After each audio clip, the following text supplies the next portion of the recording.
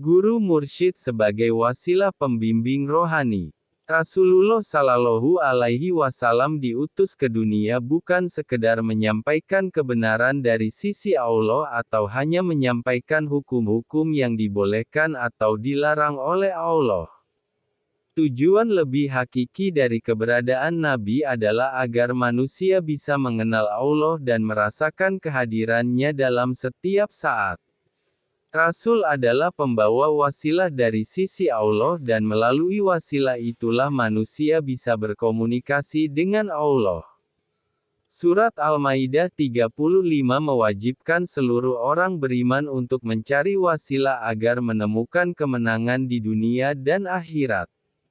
Wasilah bukanlah amal ibadah, salat, puasa, zakat dan lain-lain, seperti yang ditafsirkan secara syariat, karena seluruh amal ibadah hanyalah bentuk dari proses penyembahan terhadap Allah. Salat, puasa dan lain-lain hanya akan menjadi ritual hampa, menjadi tradisi dan budaya saja kalau tidak mempunyai ruh dari ibadah itu sendiri. Ibadah mempunyai unsur zahiriyah dan batiniyah dan keduanya harus ada agar ibadah diterima di sisi Allah. Secara zahir anggota badan kita harus mengikuti aturan-aturan yang telah disampaikan Allah kepada Rasul-Nya tanpa melebihkan dan menguranginya. Aturan itu sudah menjadi standar sebagai contoh bentuk gerakan salat, jumlah rakaat salat, aturan-aturan puasa, itu semua sudah baku dan tidak bisa ditambah atau dikurangi. Di samping aturan aspek zahir, ibadah memiliki aspek batin dan ini merupakan hal yang sangat pokok. Fisik manusia harus diajarkan cara menyebut nama Allah, begitu pula rohani manusia, harus diajarkan cara menyebut nama Allah. Di dunia ini sangat banyak orang yang bisa mengajarkan cara fisik manusia untuk menyebut nama Allah, dalam hal ini kita tidak kekurangan guru, akan tetapi guru yang bisa mengajarkan rohani kita untuk menyebut nama Allah itu sangat langka. Fisik manusia bisa diajarkan oleh guru fisik, gerakan salat, aturan puasa dan lain sebagainya, sementara rohani manusia harus diajarkan oleh rohani pula. Tidak mungkin rohani manusia diajarkan oleh guru jasmani, keduanya mempunyai unsur dan sifat yang berbeda. Rohani manusia diajarkan oleh rohani Rasulullah Shallallahu Alaihi Wasallam yang telah berisi kalimah Allah yang berasal dari sisi Allah. Unsur kalimah Allah yang ada dalam diri Muhammad bin Abdullah inilah yang menyebabkan pangkat beliau bisa menjadi Rasul. Nur Allah yang diberikan kepada Rasul dan orang-orang yang dikehendakinya itulah yang kemudian disebut sebagai wasilah. Disinilah sebenarnya letak perbedaan antara pengamal tarekat tasawuf dengan orang yang hanya memahami Islam secara syariat saja. Pengamal tarekat untuk bisa menapaki jalan berguru terlebih dulu memahami dan menjalankan aturan-aturan Allah yang kita sebut syariat dan aturan itu akan tetap dilaksanakan seterusnya.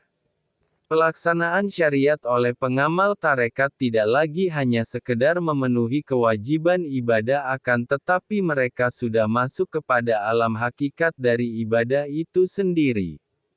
Untuk bisa menyelami samudera hakikat yang maha luas, diperlukan seorang pembimbing yang ahli di bidangnya agar tidak tersesat dan pembimbing ini dikenal sebagai guru mursyid.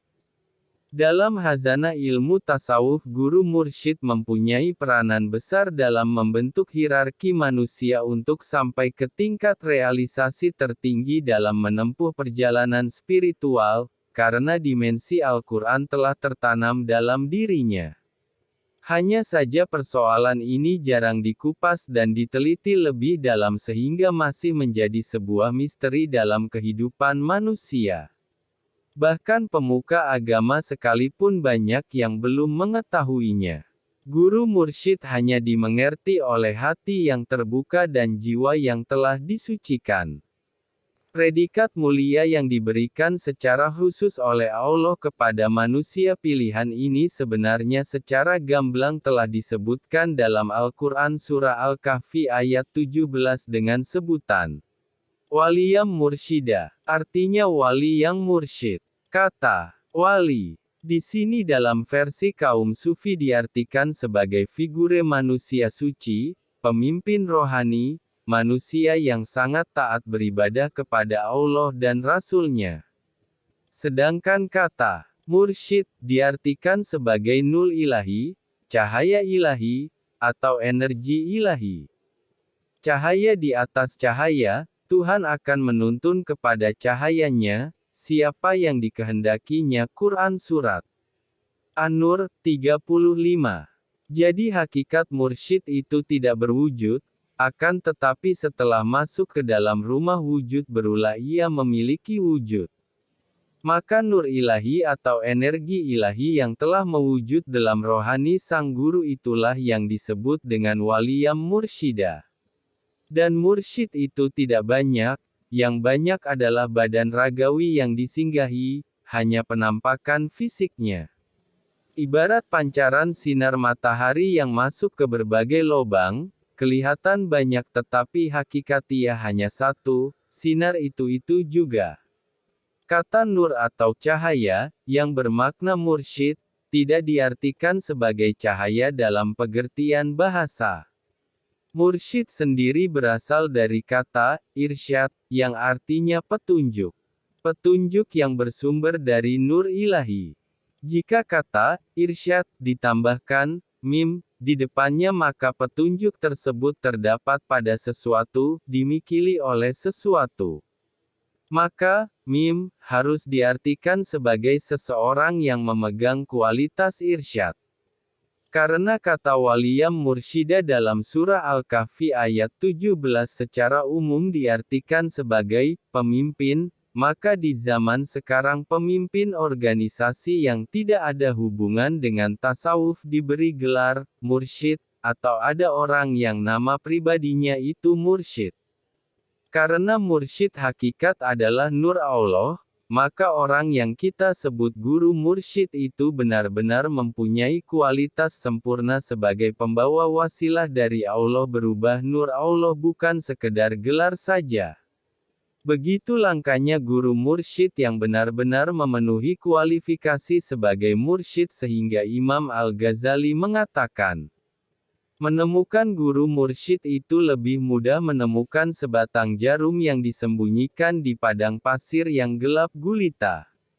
Pembahasan yang mendalam tentang guru mursyid diperlukan untuk memberikan keyakinan kepada pengamal tarekat khususnya betapa luar biasa orang-orang yang telah memiliki guru mursyid yang berkualitas sehingga hidup mereka benar-benar terbimbing ke jalan Allah Subhanahu wa Ta'ala sehingga mereka selalu bersyukur kepada Allah dengan jalan berkhidmat kepada gurunya dengan penuh adab dan cinta.